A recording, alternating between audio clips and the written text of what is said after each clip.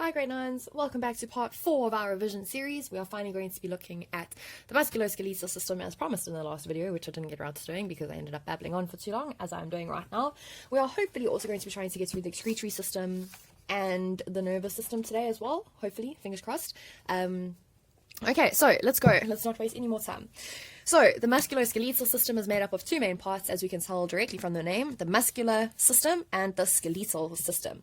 And the whole purpose of the musculoskeletal system is to protect the body as well as to provide movement, to provide posture, and that means to be holding the body upright. Okay, so it's for protection, posture, and movement, basically our three main causes or our three main purposes. Okay, and it consists of muscles and bones, tendons, ligaments, cartilage, pretty much anything that you can find in the hard bits of your body. And we find that connective tissue binds the different components together. So if we have a look here, we can see the different regions and how they either bring about movements or bring about protection. So we can see from our thoracic cavity here, this is protected by the rib cage, so this protects the lungs and the heart. We can see our abdominal system here, our abdominal muscles, they protect the digestive system and parts of the reproductive system. Our pelvis protects the reproductive system, our skull protects the brain, and our tendons, our bones, our ligaments, and our muscles and our arms and the legs bring about movements in the body. And obviously our spine is our main form of supports, and this helps us with our posture to keep us walking upright. Okay, so the different types of structures associated with the musculoskeletal system. We've got joints, we have got tendons, and we have got ligaments, and lastly we have cartilage. Okay, so all of these things are where two or more things meet.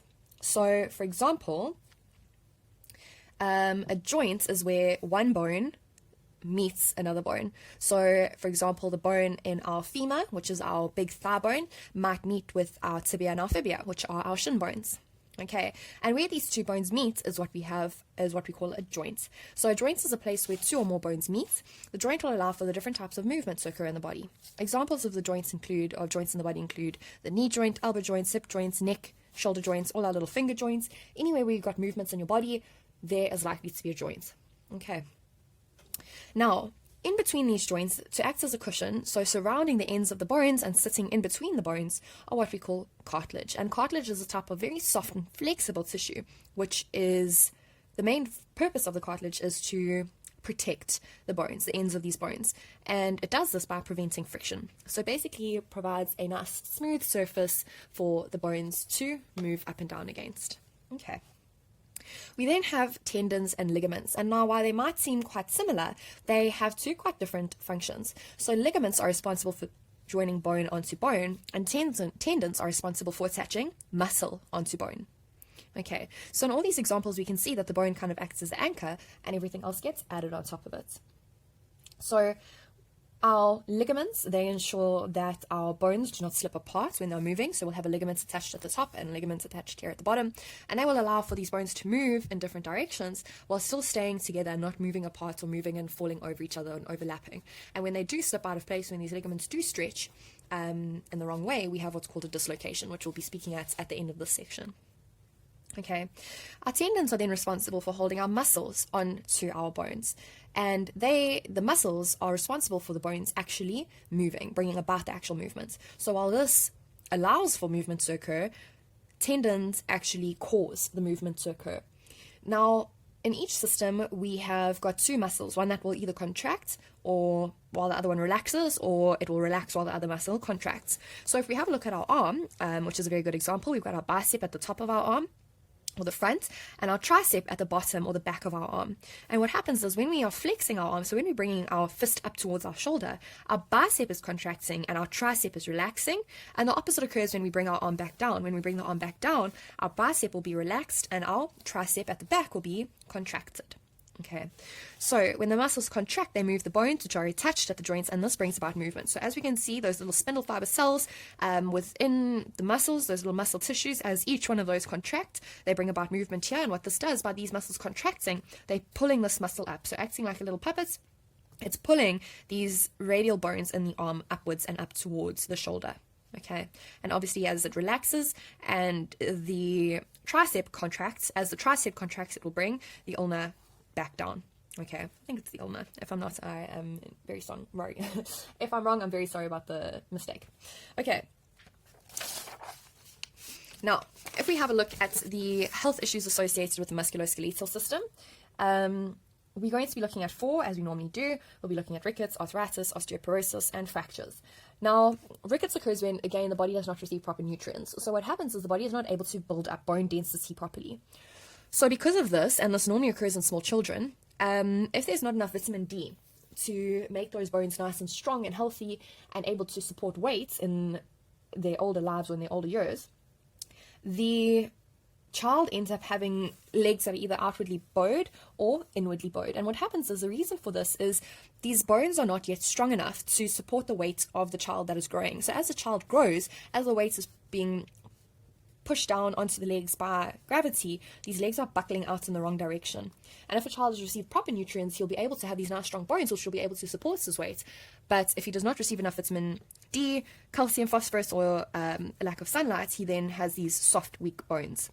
Okay, these bones will then tend to bend, which will lead to the child being bow-legged or knock-kneed. Okay, and mostly it affects people or children between the ages of 6 to 24 months of age. 24 months is obviously 2 years old. Okay, so that's in children. If we now have a look at arthritis, arthritis is the inflammation in joints. Okay, and what this basically means is that the joints are not able to move over each other smoothly. They are not able to move as they would once move in a normal, healthy person. Okay, so these joints become very painful, they become very inflamed, very swollen, the bones may have damage to them as they rub against each other. So there's real pain while people are trying to move, and it's often found in the hands and in the feet, but it can be found in other joints as well. It is typically associated with older people. However, young people do experience arthritis as well if they have other underlying health conditions. Okay, and we can see it says here the symptoms of these of arthritis include severe pain and limited function of the joints, so you can't bend as easily. But also you'll see that the joints are malformed, so the joints in like the fingers or the toes will go off in different strange directions than they would normally be going off in. Okay, osteoporosis is similar to rickets in that, again, there is that decrease in bone density. Okay, and this occurs later on in life and over a long period of time. So it's not the same in rickets where the bones are not developing properly. With osteoporosis, the bones have developed properly, but over time, that bone density slowly starts decreasing. So the bones, they lose their strength and they become very fragile.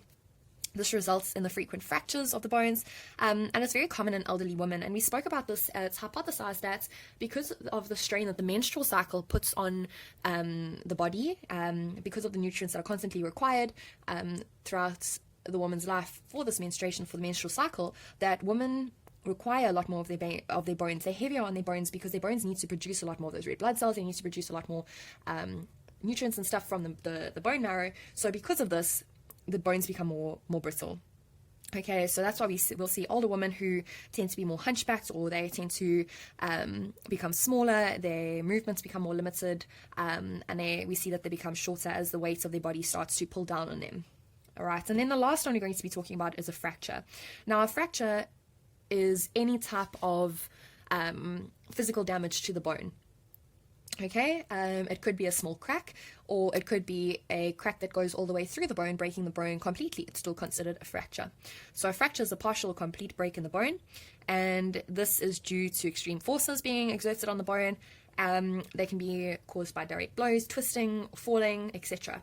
And the last one I want to speak about is dislocation. And dislocation happens when two joints pop out of place. So if they're supposed to be sitting properly, the ligaments get stretched out of place and the bone joints move apart. And when they fall back together, they don't fall back in the right direction or the right position. So what happens is the person will then need to have to realign that joint in order to fix it. Okay, and that's the musculoskeletal system. So that is quite straightforward, quite easy. We will now be going on to the excretory system. Now, the excretory system brings about some confusion. When we talk about excretion, we tend to think of the digestive system, the removal of feces, but we need to make a very clear definition between the two, a clear distinction. And that distinction is that the excretory system is responsible for removing waste that has been created by the body itself, whereas the digestive system is responsible for removing waste that we have taken in to our bodies. So with the digestive system, when we take food in, we take the nutrients that we need from it, and whatever is left over, whatever we don't need, that then gets released by the body via the anus. Okay, now the excretory system is responsible for removing metabolic waste, waste that has been produced by the human body via cellular respiration or via whichever other processes. Okay, so we already know that carbon dioxide and water are produced by the body. And so that's why when we talk about the skin and the lungs, we know that they are associated with the excretory system, as the skin is responsible for removing excess water and the lungs are responsible for removing excess water as well as carbon dioxide. They are waste products that our body does not need in this particular case. Okay, the skin is also responsible for excreting excess salts and urea. And remember, we spoke about it. We have all tasted sweat before, whether that be willingly or unwillingly. We've all tasted sweat. We can taste that it's salty. We can taste those salts that have been released via the sweat. Okay, but the main structures that we're going to be looking at in the excretory system are the kidneys and the associated organs. So we'll start by looking at the kidneys themselves. Now we've got two kidneys, so we've got a pair of kidneys, and they lie on either side of the spine, just below the lowest rib, and the kidneys are responsible for filtering the blood. So what happens is the aorta, as it moves down from the heart, the aorta contains blood which is full of nutrients and vitamins and minerals and salts and all sorts of things, both good and bad. So our body needs a lot of it, but it also needs to get rid of a lot of the components within the blood. So this aorta carries the unpurified blood away from the heart towards the lower regions of the body. This aorta splits when it comes to the kidneys, and it splits into what we know as the renal arteries. So these two red tubes here are the renal arteries, and renal has anything to do with the kidney. So as we spoke about pulmonary being to do with the lungs, we spoke about cardiac to do with the heart, renal has to do with the kidneys. So our renal artery, it carries our unpurified blood, so it's full of waste products, into the kidneys, and when the blood enters the kidneys, absolutely everything is removed from that blood. So all the good, all the bad, everything that we want and don't want gets removed from the blood within the kidneys. And slowly, as the blood filters through the kidneys, all the good stuff, all the vitamins and minerals that we do need, gets added back into that blood. And so that now purified blood then leaves the kidneys via these renal veins and travels up back towards the heart and towards the rest of the top half of the body. Okay. However, all those waste products are now sitting in these kidneys. So all those excess salts, all the urea, all the uric acid, all the extra water that we don't need is all sitting here in the kidney. And so what happens is all that extra stuff drains out the kidney via this region in the middle that we call the pelvis. And it drains out of the pelvis into these two tubes, which we call the ureter. Okay, so we have got two ureters, and they travel from each kidney and down into the bladder. So it travels this down, all the waste products travel mixed with water, and this mixture of all the waste products, the water, the salts, all that sort of thing, that is what we refer to as urine. The urine is then stored in the bladder, and when the bladder is full, when it's time for release, the urine will leave the body via the urethra, which is the tube allowing the urine to pass out of the body. Okay, so just to go over our labels here, we spoke about that vein that travels back up towards the heart. That's the inferior vena cava. We've got our right kidney and our left kidney, our renal artery, our ureters, the aorta bringing the unpurified blood towards the kidneys, and we've got our renal capsule that covers each of the kidneys. Okay. The functions of the kidney, which I have already spoken about, is to remove waste products. So if we go through this quickly, blood in the renal artery, even though it's oxygenated, it still contains waste products. So the blood containing the waste products enters the kidney via the renal artery. Once it enters the kidney, specialized structures remove all these dissolved substances, and this is known as filtration. So this forms a filtrate. Speaks about here how these certain substances, then get reabsorbed, so the useful substances then get reabsorbed back into the blood. The blood, with all its waste removed, is then sent out via the renal vein towards the inferior vena cava and back up towards the rest of the body. So even though it carries deoxygenated blood, because the kidney itself has used the oxygen for cellular respiration so that it can provide energy into removing all those waste products and putting back the useful ones during filtration and reabsorption, even though it carries deoxygenated blood, this deoxygenated blood is still free of waste, so it is more purified. Okay, and the wastes that are dissolved in the excess water form urine, which, as I said, eventually gets released from the body via the ureter. So the waste contains urea, uric acid, ammonia, or excess salts, all dissolved in water.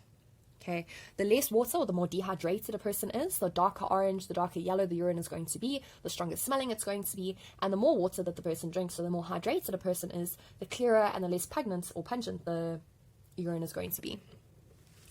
And as always, we finish off our section by looking at the health issues associated with that particular system. We'll be speaking about kidney stones, kidney infection, and kidney failure.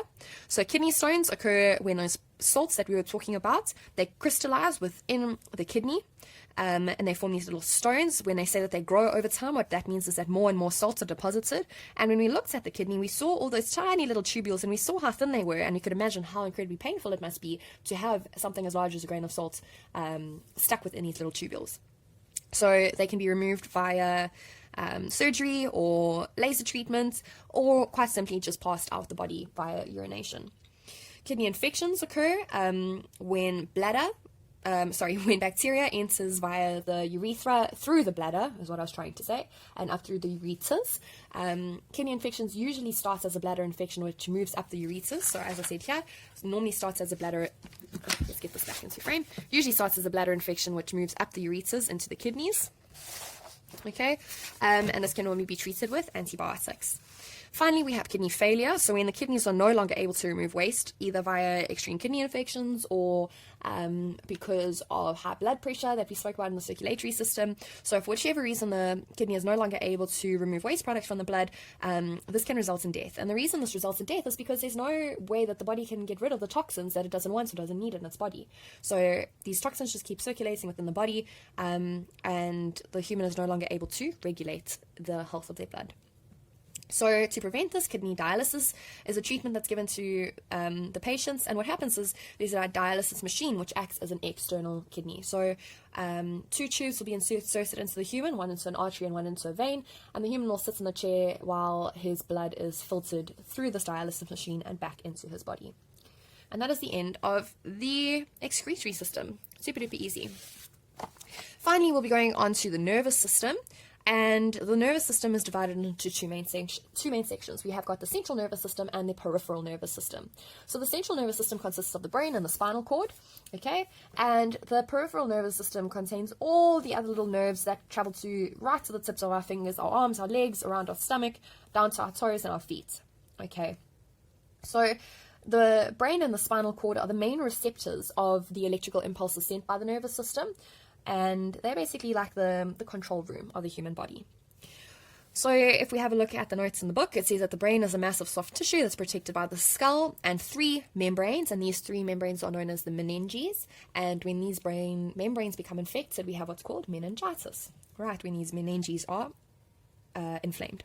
Okay, coming down from the brain, we've got our spinal cord, which is a long cylindrical structure, goes all the way from the base of the brain right down to our bottom vertebra, down to our little coccyx, and this whole spinal cord is completely protected by our vertebra. So our vertebra are those tiny little bones that make up our spine. We've got a whole bunch of them, and each vertebra has got a hollow center, and that spinal cord travels through the center of that vertebra. So it is 360 completely protected by bone.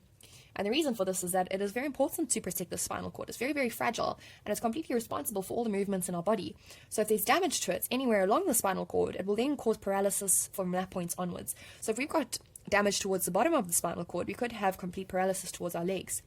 If we have it near the top of our spinal cord, we could have paralysis to the rest of our body. Okay, so it's very important to protect our spinal cord. Now, associated with the nervous system are our 5 senses and their associated organs. So very obviously, our eyes to see, our ears to hear, our nose to smell, our tongue to taste, and our skin to feel touch, pressure, or pain, or temperature. Now, you can see that these other organs are associated with other systems. For example, the nose is associated with the respiratory system. The tongue is responsible for the mixing of saliva in the digestive system, and the skin is part of the excretory system. But in these cases, we need to look at the particular functions. So in the digestive system, the tongue is responsible for mushing up the food and for mixing it with the saliva. But with the nervous system, it's responsible for taste and for bringing that taste sensation up and sending those little messages towards the brain. The nose, even though it is highly specialized for breathing with the mucus and the hair and the blood vessels, it's also responsible for smelling, for detecting aromas and sending those signals that those aromas produce up towards the brain. Okay. Now, to finish off that system, again, we will be looking at the health issues associated with the nervous system. We speak firstly about deafness and blindness. So deafness or impaired hearing is the partial or complete loss of hearing, so you're not able to hear. It could be due to tons and tons and tons of reasons. So it could be due to damage to the receptor cells in the ear, or disease or infection. It could be due to a brain problem. So when the person is deaf, messages from the ear cannot reach the brain for interpretation. So depending on the extent of the damage or the extent of the deafness or impaired hearing, we can have hearing aids which allow us to amplify the sound that we receive so that we can still have some form of hearing, even if we are slightly hearing impaired. The next one is blindness. So this is where the eye cannot see or cannot recognize the image in front of it. People may also be visually impaired, and with visually impaired people who have problem with vision, they are able to wear glasses or wear contacts or wear that sort of thing. With the short-sightedness and far-sightedness, this links in with that as well, we are fortunate enough that we have the abilities to improve our situation. So if we look directly at short-sightedness and far-sightedness, what this means is the shape of the pupil is not what it is supposed to be. And because of this, it warps the image that the eye receives. So the eye is not able, the optic nerve is not able to receive the image that's being processed by the eye, that's being brought in by the eye. So with a normal person, or a person with normal vision, what happens is the image comes in via the pupil and it falls on the spot where this image kind of needs to be processed and sent to the brain. And when it falls on the correct spot, this image is really, really sharp, it's in focus, it's perfect, you can see 100%. However, short-sightedness occurs where this image does not even reach the back wall. So the image falls short of the back wall. So it's not able to be picked up clearly by that optic nerve. It ends up being very, very blurred, almost like a projector screen that has not yet been focused properly. And similarly for far-sightedness, because of the shape of the eye, the image has been warped again, and in this time, the image falls too far behind that optic nerve or behind the region where the image needs to be picked up. So again, a very, very blurred image is seen. It says here both short-sightedness and long-sightedness can be corrected with glasses, contact lenses, or surgery. And when they have surgery, what they actually do is they physically change the shape of the eye. So that will be a lot more expensive, but it does offer a long-term solution. Finally, we're going to be looking at the effects of alcohol and drugs on the nervous system. So both alcohol and drugs have an impact on the way our brain sends and receives signals. So when we have too much alcohol in our systems, this stops the receptors in our brain from receiving messages properly. And because of this, we have difficulty in walking. We've got blurred vision. We're receiving the image, but we can't process that vision properly. Those receptors in our brains aren't functioning the way they should be. We're not able to move the muscles in our mouth properly or our tongues properly, which results in slurred speech. We've got slow reaction times. The brain takes a lot longer to process what is happening, what it's seeing. So if we see a car approaching, or if we see something approaching us, or a situation where we need to make a quick decision, it takes a lot longer for the brain to realize what it needs to do. And from there, not only does it need to realize what it needs to do, but it needs to send signals to the muscle, okay, you need to walk now, or you need to stop walking. And so that's why there's a lot more, we see a lot more cases of that slow reaction time, which obviously causes majority of drunk driving accidents. Okay, because people can't judge how fast or how slowly a car is coming, if they can take the turn or whatever the situation may be. That is probably one of the main reasons. Okay, memory and judgments are impaired, and this is just because the brain is not able to function at an optimal level, so memories are not able to be formed. The brain does not have the physical capacity to judge correctly or to form proper memories. And this occurs anytime excess alcohol has been consumed. When we drink excess alcohol for long periods of time, this can cause major permanent damage to the brain and other organs in the body. So it's really not very, very good for you at all. Okay. Now we looked at alcohol and we looked at how that's kind of slowed everything down, slowed the processes of the brain down. And with drugs, for example, dacha, which we know as marijuana, this also causes kind of everything to slow down, it decreases the supply of blood to the brain, decreases concentration, causes memory loss, impaired judgments, and that sort of thing. But the other drugs we're going to be looking at actually speed up the processes of the brain.